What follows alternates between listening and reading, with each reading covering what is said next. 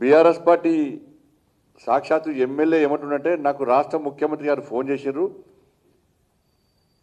బీజేపీని అడ్డుకుందాం, మన కాంగ్రెస్తో కలవాల్సి వస్తుందని చెప్పి బహిరంగంగా చెప్పే పరిస్థితి వాళ్ళ కార్పొరేటర్లకు, గెలిచిన కార్పొరేటర్లకు.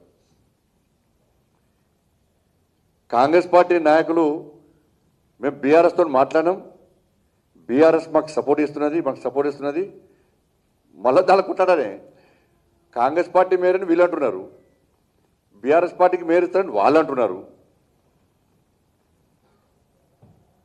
ఇందులో ఏమేం పార్టీ చెప్తున్నది, మీరు ఇద్దరు ఉంటాడుకోకూరి మేయర్ మాకిరని వాళ్ళు అంటున్నారు. కాబట్టి వీళ్ళ యొక్క లాలూచితనం ఇవాళ కరీంనగర్ వేదికగా బహిర్గతమైంది. 3 పార్టీలు ఒకటనే.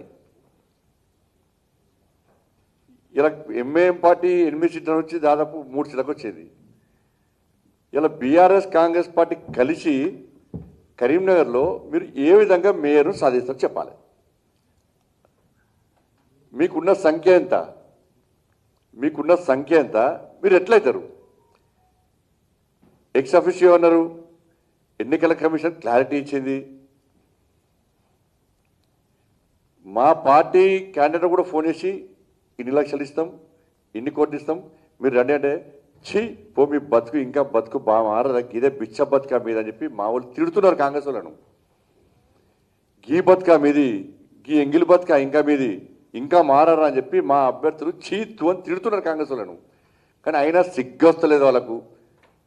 సిగ్గురు లేకుండా ఇంకా ఈ చిల్లర పాలిటిక్స్ ఇంకా చేస్తే ప్రయత్నం చేస్తున్నారు.